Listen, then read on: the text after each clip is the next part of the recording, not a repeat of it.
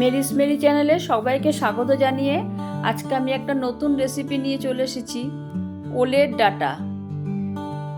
এই রেসিপিটা আমার সম্পূর্ণই মায়ের রান্না, ভীষণ সুস্বাদু টেস্টি হয়। তোমরাও একবার ট্রাই করে দেখো। এর জন্য আমি হাফ মালা নারকেল কুড়িয়ে নিলাম। ওলের ডাঁটা সরু করে কেটে একটা হুইসেল দিয়ে নিচ্ছি। খুব তাড়াতাড়ি এটা সেদ্ধ হয়ে যায়। দেখো কিভাবে ভালো করে সেদ্ধ হয়ে গেছে। এরপর আমি রান্নাটা করার জন্য নিচ্ছি পটলগুলোকেও 4টে পটল নিয়েছি, এইভাবে টুকরো করে সরু ফালি করে নিয়েছি। একটা বড় আলু নিয়েছি, আলুটাকেও এইভাবে লম্বা করে ফালি করে কেটে নিয়েছি। একটা টমেটো নিয়েছি টুকরো করে।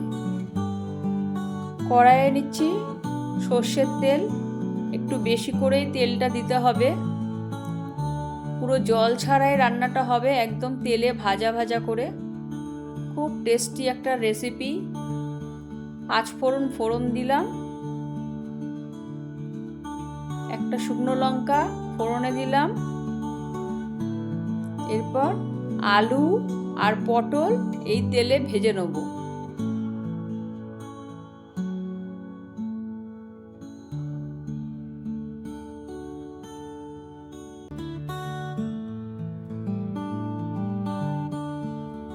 আমার মা এইভাবেই রান্না করতো, সেইভাবেই আমি রান্নাটা করার চেষ্টা করেছি। বড়িটা ভাজতে ভুলে গেছিলাম, তাই বড়িটা আবার ভেজে নিচ্ছি। মা কাঁঠালের বিচি দিত, কিন্তু আজকে আমার কাছে কাঁঠালের বিচি রাখা নেই বলে আমি দিতে পারলাম না।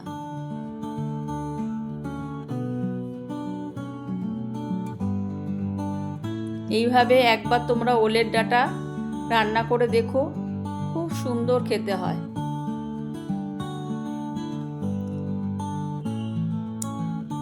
পুরো আলু পটলটা আমার ভাজা হয়ে গেছে। এবার ওলের ডাঁটাগুলোকে দিয়ে দিচ্ছি। রান্নাটা করতে বেশিক্ষণ টাইমও লাগে না, যেহেতু সরু করে কাটা সব সবজিগুলো, আর ওলের ডাঁটা তো পুরো সেদ্ধই করা আছে। এবার দিচ্ছি হলুদ, 2 চামচ হলুদ দিলাম। 1 চামচ কাশ্মীরি লঙ্কার গুঁড়ো দিলাম। 1 চামচ দিলাম শুকনো লঙ্কার গুঁড়ো। কাঁচা লঙ্কা কাটিয়ে দিচ্ছি, 4টে মতন কাঁচা লঙ্কা দিয়েছি। এবার ভালো করে রান্নাটা ভেজে নিচ্ছি। নুনটা ভাবানোর সময়ও দিয়েছিলাম, এবার এখনও আবার দিলাম। নুনটা একটু বুঝে দিতে হবে। 1 চামচ চিনি দিলাম। যে কোনো নিরামিষ রান্নাতেই একটু চিনি না দিলে টেস্ট লাগে না। এবার টমেটো আর কাঁচা লঙ্কাগুলো দিয়ে দিচ্ছি।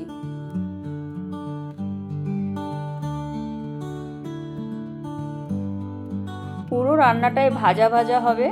নাড়তে নাড়তেই দেখো আমার পুরো কষানো হয়ে গেছে রান্নাটা।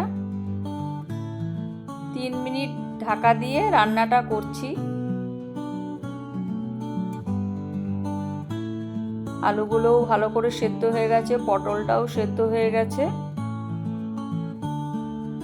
এবার কুড়িয়ে রাখা যে নারকেলটা ছিল, নারকেলটা দিয়ে দিলাম।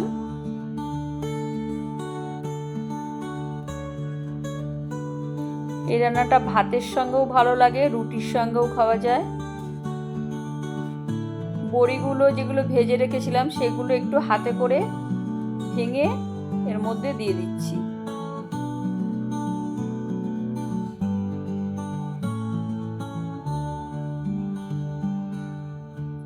কাঁঠালের বিচিটা দেওয়া নেই আমার, নেই বলে দিতে পারলাম না। সর্ষে বেটে রেখেছিলাম, সর্ষে বাটাটাও এর মধ্যে দিয়ে দিলাম।